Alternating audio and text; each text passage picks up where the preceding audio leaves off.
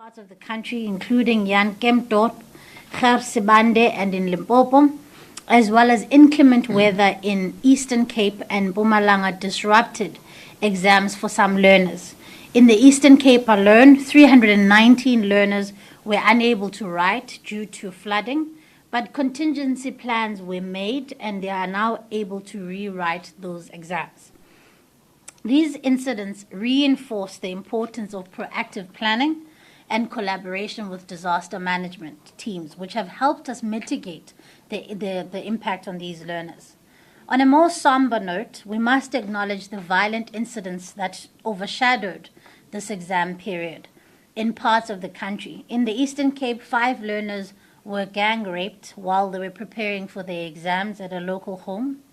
And just weeks later, another female student was also gang raped on November 13th, also in the Eastern Cape. These heinous acts are a tragic reminder of the dangers that many of our learners face, especially young girls. As we observe 16 days of activism against gender-based violence and femicide, let these incidents be a rallying call to us all as South Africans to stand against these barbaric acts. Schools and communities should be places of safety at all times. They cannot be spaces of fear, violence, or abuse. With the conclusion of the writing of the exams, our focus now must shift to the marking process, which is also a very critical phase in determining the outcomes of our learners' hard work. The department has set up 181 marking centers across the country, all of which have been audited and deemed ready. All marking centers will open on the 27th of November, with the entire process involving over 50,000 markers. The integrity of this process is absolutely important. To ensure consistency and fairness, the department has already conducted 60 of the 164 planned marking standardization meetings, during which marking guidelines are reviewed and finalized. This rigorous process will help us deliver accurate, reliable results, which are expected to be released on the 13th of January 2025, with all provincial education departments releasing their results on the 14th of January 2025. A significant emphasis has also been placed on food safety at marking centers. Online workshops on food handling protocols have been conducted for examination managers, marking center managers, and school principals to prevent any contamination. Ensuring clean and continuous water supply and adequate hydration in high temperature areas is also integral in our preparations. These measures tie into a broader campaign on food safety across all our schools. This is following the recent incidents involving foodborne illnesses linked to agricultural grade pesticides, and the Director General has, to this effect, issued a circular to all schools in all the provinces advising against the use and the storage of these chemicals on school premises. We have also advised school principals to not allow onto the school premises vendors or food items brought from vendors who are not compliant with all the applicable laws. This heightened awareness and regulation aims to protect learners and staff from preventable health hazards. As we celebrate the resilience and hard work of our learners, we cannot ignore social issues that impact their safety and their well-being.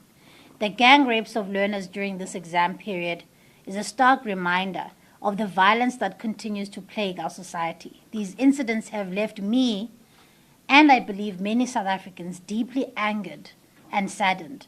They underscore the urgent need for collective action to create a safer environment for our children.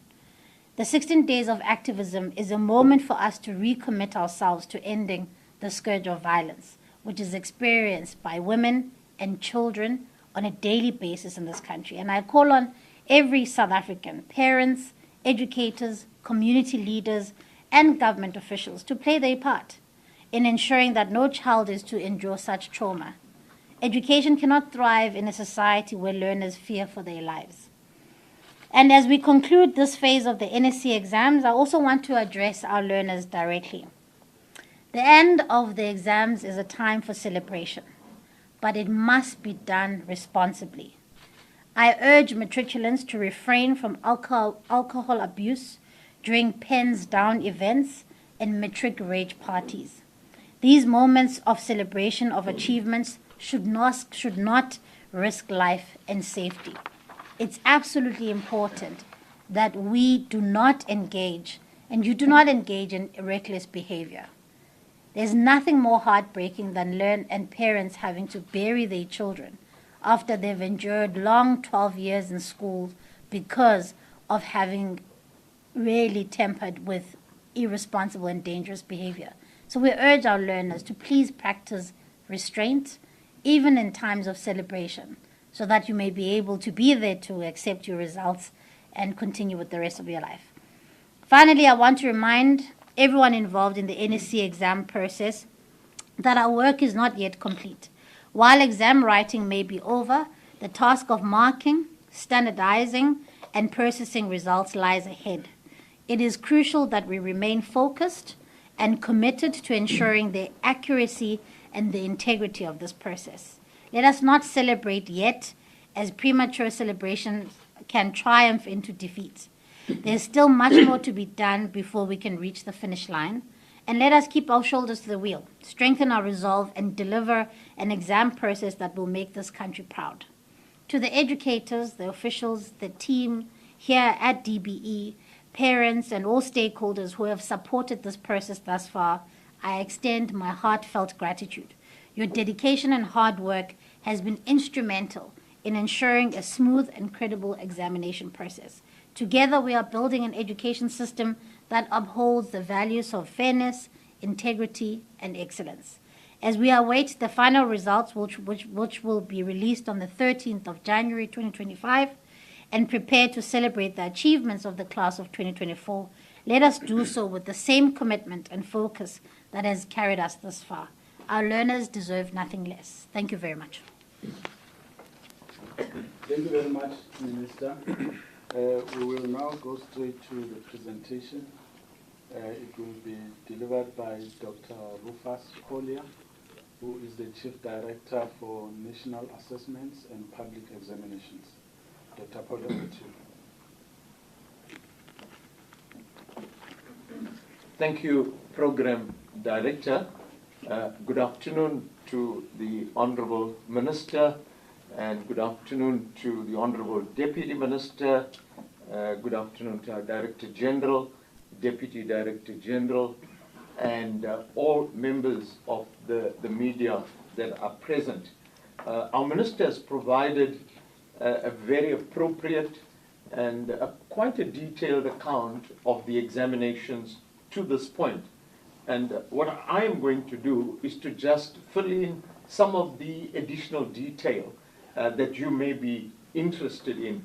And I will provide you with a kind of summation of the examinations up to this point, but also focus on the next steps and how do we get to the final date of the 14th of January 2025, a day that all of us are anxiously awaiting with bated breath.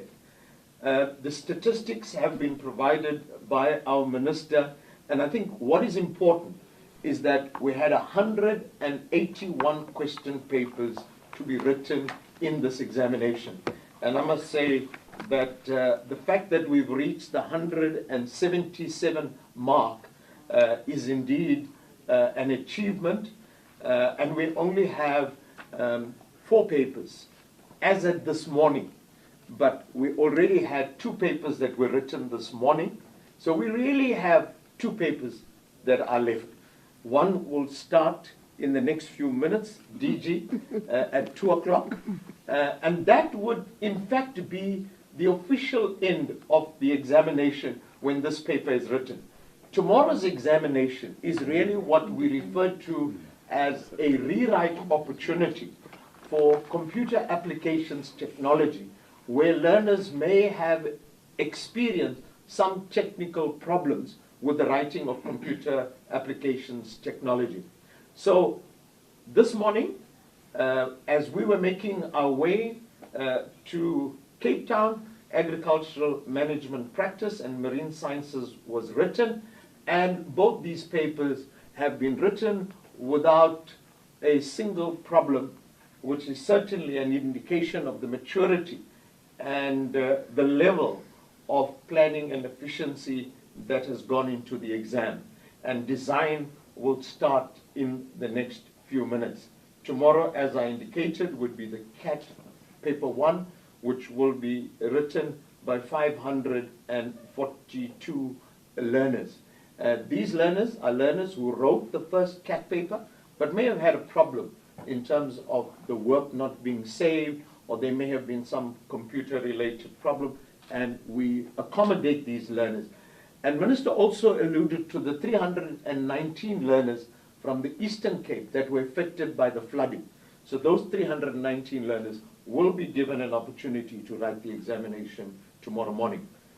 This is the 27-day summary, which our Minister has covered in some detail. And what I think for me is to be lauded is the partnership and the working together with our Prof Jocks and our Nat Jock that has helped us to deal with any situation like the protest action that we had in the Northern Cape, the protest action in Limpopo. And we want to appreciate the close working relationship with the South African Police Services. We also had protest action in Mpumalanga that also was resolved. So none of our learners were affected by protest action and were not able to write. The storm disruption, we had storms, we had bad weather, but I must say, and we did indicate this in our last media briefing, that this examination has caused us to look at the weather with a greater sense of intensity and plan more effectively. And Dr. Ntembu, who is a geography teacher, educator by training, was able to provide us with weather reports predicting what the weather conditions would be for the week. And we shared this with our provinces, and this helped us to prepare more effectively for weather conditions relating to rain, storms, high temperature, wind. We even have got to the point of looking at the dam levels. Dam levels are important simply because we have marking centers, 181 which Minister has referred to, and they are at different parts of the country. So where the dam levels are low, we need to make sure that we have contingencies in place to accommodate whatever water shortages may occur. Now, we also had a number of learners taking ill during the exam, but the system has accommodated them where exams can be written in hospital under controlled conditions, and where the invigilator would be a district official, and we had a large number of candidates that wrote in hospital, and those that were unwell in the morning would have been assisted in some way. And I must say that there's an immense